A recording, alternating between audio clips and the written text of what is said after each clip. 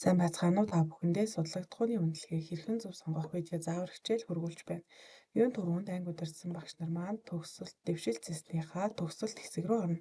Судлагдахууны үнэлгээ сонгохдоо заавал жилийн эцсийн үнэлгээ, өмнөх жилүүдийн үнэлгээ, шалгалтын үнэлгээ бүгд бүрэн болсон байх шаардлагатай. Ингээд судлагдахууны үнэлгээ зэс рүү орно. Судлагдахууны үнэлгээг суралцагчаар болон хичээлээр гэсэн хоёр сонголтоор хийж болох ба суралцагчаар гэдэг хэсэгт сурагч төс бүрийн нэр гарч ирнэ. Тухайн суралцагчийн нэрэн дээр дарахад судлагдахуунд бүрэн байх ёстой гэрчилгээн дээр тавигдах хичээлүүд харагдах ба та үнэлгээ тус бүрийг сайтар шалгаж дутуу байгаа үнэлгээг бүрэн болгосны дараа бүгд гэдэг сонголтоор бүх судлагдахууны үнэлгээг хадгалж авах эсвэл тус бүрчлэн нэг нэгээр нь чеклэн хадгалж авах боломжтой.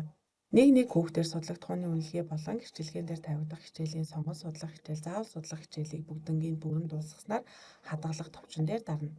Ингэж хадгалснаар B маягт руу тухайн хүүхдийн сонгож авсан судлагдахууны үнэлгээнүүд автоматар шивэгдэх ба та үүнийг шалгахдаа B маягт гэсэн зэс рүү ороод шалгах боломжтой.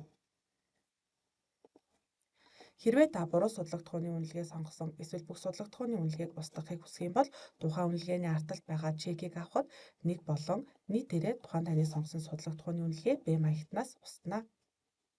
Хичээлээр сонгох сонголтын дээр хичээлээр гэсэн зэс рүү дарж орно. Тухайн судлагдахууны үнэлгээг хичээл тус бүрээр нийтээр нь хадгалах боломжтой ба хичээлийн нэрэн дээр дарахад сурагч тус бүрийн үнэлгээнүүд харагдана.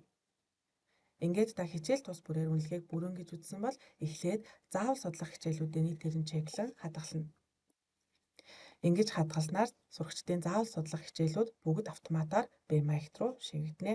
Үүний дараагаар сонгон судлах хичээлийг хадгалах ба сонгон судлах хичээлийн ерөнхий чекин дээр дараад үнэлгээг хадгалах үед ямар мэдээлэл гарч байгааг сайтар уншина. Судлагдахууны үнэлгээний сонгон судлах хичээл дээр хамгийн багадаа 3, хамгийн ихдээ 4 хичээл байх ёстой.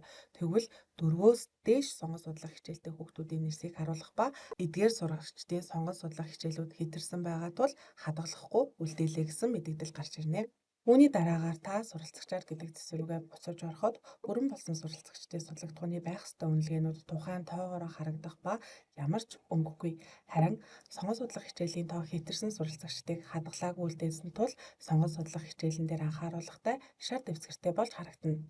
Тэгэхээр та тухайн хүүхэд тус бүрлүүгээ орж сонгон суралцах хичээл нь хэтэрсэн хадгалаагүй үлдсэн үнэлгээнүүдийн зөв үнэлгээнүүдийг чеклэн хадгална. Ингээд суралцагч тус бүрийн судлагдахууны үнэлгээг бүрэн сонгож дууссаныхаа дараа та B маягтан дээрээ дарж заавал шалгана гэдгийг анхаараарай. Ингэж шалгахдаа B маягтан дээр танай тухайн сургуулийн нэр болон судлагдахууны үнэлгээнүүд мөн доор гарч ирж байгаа сургалтын менежер, сургуулийн захирлын нэрс зөв байгаа эсгийг шалгана. Хэрвээ буруу байх юм бол та үүнийг сургалтын менежер рүү явуулахаасаа өмнө сургалтын менежерт хэлж засуулаарай. B маягт нь бүрэн болсон гэж үзэж байвал та судлагдахууны үнэлгээг менежер рүү илгээнэ. Ингэж менежер рүү илгээснээр судлагдахууны үнэлгээг засварлах боломжгүй төвөгжигдэж байгаа гэдгийг анхаараарай. Тиймээс анги удирдсан багш нар B маягтаа бүрэн зөв болсныхан дараа судлагдахууны үнэлгээг менежер рүү илгээнэ. Хэрвээ та буруу судлагдахууны үнэлгээ илгээсэн бол менежерээр заавал цуцлуулж иж засварлах боломжтой болно.